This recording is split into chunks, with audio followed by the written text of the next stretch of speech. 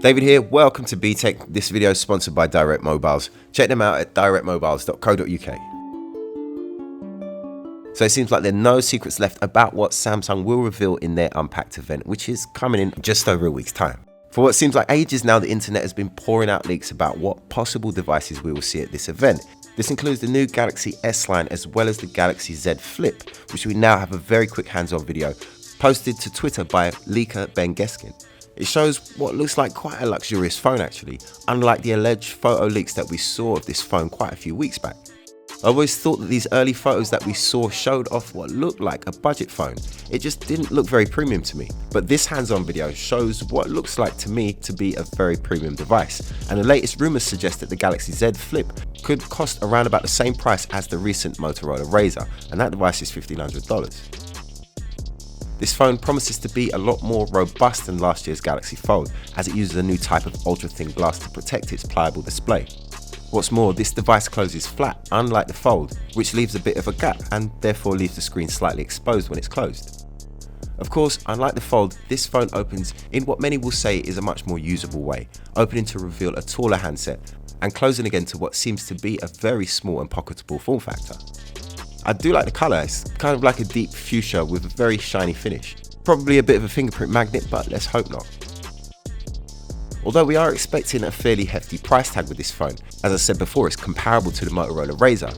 But the thing about the Razr is that it's pretty much a mid-range phone running a Snapdragon 710. But here we expect much more impressive specs with a Snapdragon 865 at its heart and a minimum of 6 gigs of RAM. It is said that it will have two 12-megapixel cameras on the back.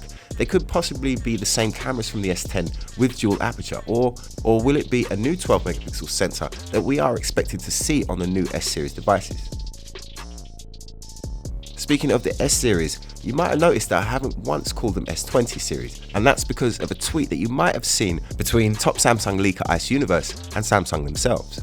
Ice Universe put out a poll on Twitter asking his followers which one of the three expected devices from Samsung they would buy, the S20, the S20 Plus or the S20 Ultra. And Samsung themselves replied. They said that they're sorry but they haven't heard of any of these, which I thought was hilarious and got a hell of a reaction on Twitter. For weeks now, the tech community has been calling these devices the S20 series, but as somebody pointed out, the Galaxy Unpacked event is scheduled for the 11th of February. Could that be a clue to what the name will be? Is it possible that Samsung will go with the name S11? But then you could argue that this kind of brings into question all the leaks that we've seen so far about the upcoming series.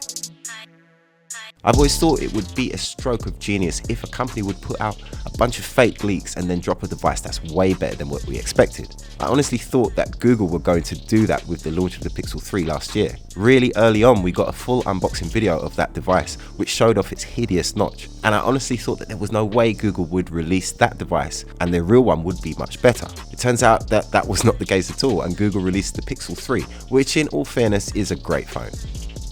Okay, admittedly, it's probably unlikely that the leaks that we've seen so far are inaccurate, but we'll just have to wait and see until we get our hands on these phones on the 11th of February.